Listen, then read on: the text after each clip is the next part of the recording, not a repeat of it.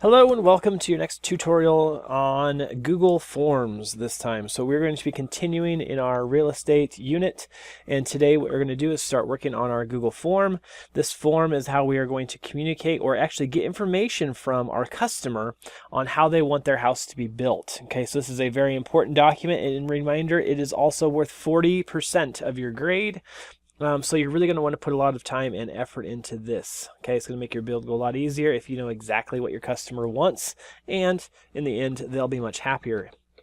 So I'm actually starting this tutorial here in Google Drive, and the reason for that is we cannot create a form from Google Classroom. In Google Classroom, we can create documents, we can create spreadsheets, slideshows, we can create drawings, but we cannot create a Google form in Classroom. So you're going to have to go to Google Drive to create this kind of on your own. Okay, so my very first steps for you, and I am logged into like a student demo account so I can kind of show you. When you get into Google Drive, you should have a classroom folder. Okay, we're going to create our form in the correct folder, so we have to actually find that first. So before we even go up here and make a new thing, we're going to open up the classroom folder, and then what you'll see here is you'll see all of the classes in Classroom that you are in. Each class will have a folder, so you're going to go find your whichever 5th grade tech class that you have.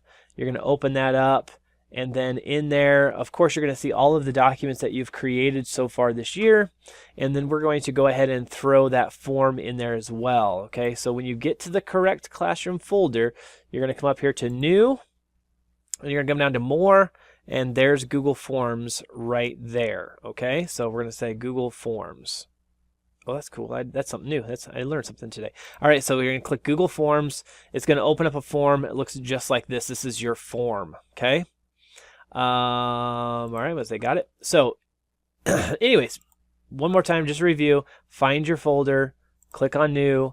Go to More, go to Google Forms. Your Google form is now right here. So what we're going to do first is we're going to title this form. I want you to title this form with the name of your business, which we decided in the last portion of the assignment. You created your business name, you made a logo, all of that good stuff. So you're going to do that right there too, okay? So name of your business right there. It'll show up also right here as the name of your business. Okay, you can put a little description if you want to. Say something like, please fill out this form so I can build you your dream house. Something like that. I don't know. Be creative with this, okay? Now, our form is going to have 5 questions on it, okay? So we're going to put 5 questions in here, and each one has to be different. So listen to that again. 5 questions. Every question is going to be a different question type, okay? So basically what we have here when we add questions, we have these top 5 here are what we're going to use. These are like the basic question types that there are. We're not going to work on any of these other things. They have some other really cool stuff, but for us and what we're doing with this little introduction to Google Forms, we're just going to work on these top 5. So we have short answer and paragraph. This is where the student or the customer is actually going to type their answer in. Okay, so you leave this very open-ended. And then we have multiple choice, checkboxes, and Dropdown. This is where you're giving them options and they're selecting those options. So obviously these two are going to be kind of the same or similar question types that you ask. And then also these 3 are going to be same or similar question types that you're going to be asking them as well, okay? So we're going to start with multiple choice because multiple choice always comes up first. Now, you can put these in whatever order you want to, and I'll even show you at the end how you can reorder them and move them around, okay? So as we get started in this, please feel free if you'd like to pause this after each question type and work on that question first and then come back to the video. You most definitely can. I would actually recommend that just because it will make it a little easier, and this video is going to be kind of long, okay? okay, because I have a lot to get over. So let's start with multiple choice first. All right, so if you're doing a multiple choice, you're giving them options, okay? You're going to say, you know, and this is the type of question you might ask. You might ask them like what type of house you want them to build. You might ask them how tall you want the house to be built. You might ask them what block do you want this mainly built out of. You might ask them what do you want your floors built out of. And basically what you're doing is you're giving them 3, 4, 5 options, and they have to pick one of them. Okay, so this is a good one to put like what type of house do you want? Now, do you have to do that question? Absolutely not. I'm just trying to give you some ideas, and I want you to take off and just do however you feel, whatever you kind of come up with. Again, you can say what block do you want your floor, what type of roof do you want, whatever it is that you want. Okay, so I might say what type of house, and then I might give some options like a tree house, or and I click on here for another option. I could say I'm drawing a blank today for some reason, glass house, or whatever else you could do. And like I said, come up with like 3 or 4 options here. The students will pick one of them, and that's all they can do is pick one of those. Okay, so you don't want to just give 2 options, give a bunch of options. I'm going to stop because I don't want to take away from your creativity. I want you to kind of think of most of this stuff on your own. Okay, so that's a multiple choice. Multiple choice, give them options, they pick one, and they only get to pick one. Now, before you move on, this is super important. Make sure you hit required. If you don't hit required, a student can actually not answer a question and submit that form, and then you don't have that information for it, which then is going to hold up the building process because then you'll have to email them back. So please make sure that you always check and make sure that they are all required. They have to answer them, otherwise you will get questions that may not be answered. Okay? Next, we're going to go ahead and say add question, and I'm going to move down to checkboxes this time. So I'm going to change this from multiple choice. Don't keep it as multiple choice. I don't want 5 multiple choice questions. That's wrong. You have to have one of each of these 5. So we're going to go to checkboxes next. Checkboxes is a lot like multiple choice. The only difference is that the students can actually pick more than one answer this time. So this one might be like, what kind of blocks do you want your house made out of? And then I'm going to put something on here like pick 3. Okay? Because we don't, unless you want to, you don't want them to pick, say like you give 10 options. You don't want them to pick all 10, right? We're going to give them some directions here and say, hey, only pick 3. Okay? And hopefully they follow those directions. So, and then here is where you would list like all the different types of blocks. So you might say jungle wood. And then the next one, we're going to add option, you might say brick. And another one, you add option, you might say, oh, I don't know, let's say red clay or something like that. And you're just going to go through and just list a bunch of blocks. Now, if you don't know all the blocks in Minecraft, you can always do a Google search, open a new tab and search for Minecraft blocks, and you will definitely find plenty of sites that will give you answers for that. Okay?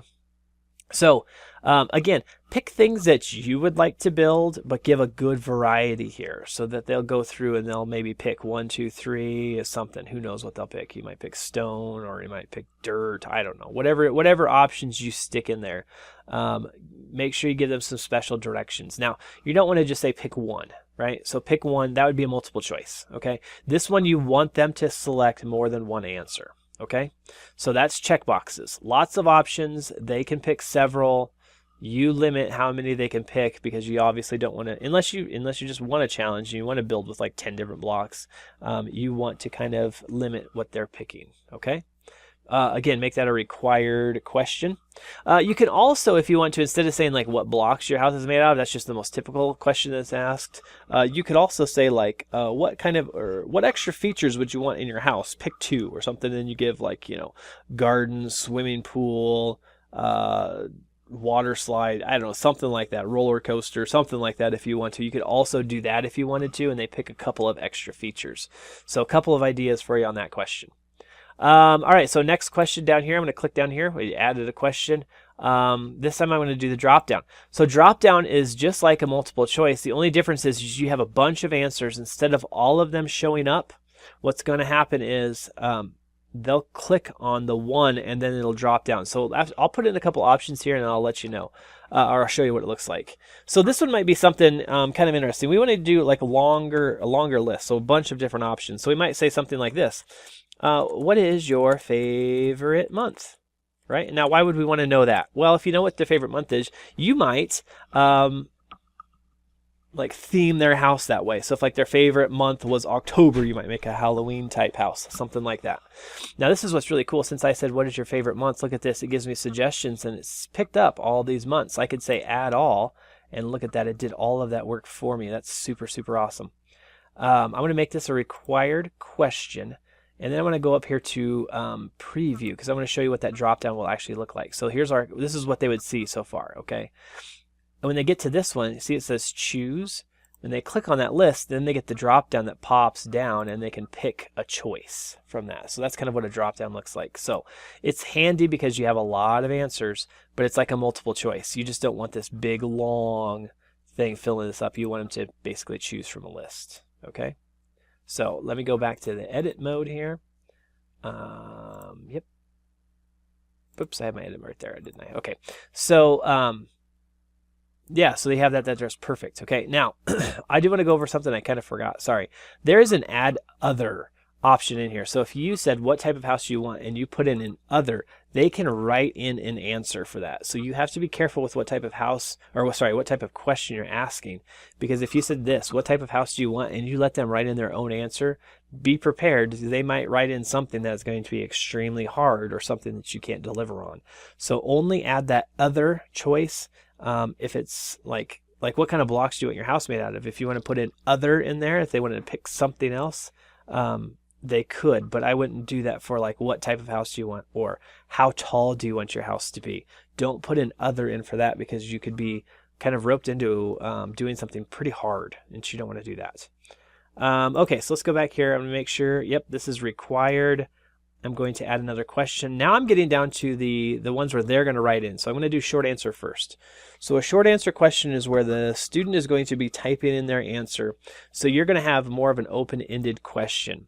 So this is going to be, what's best here is if you ask some more not really personal information, but information about them, like what they like to do, that sort of stuff. So you can get kind of an inspiration of what to build for them. So you might say something like, what is your favorite sport?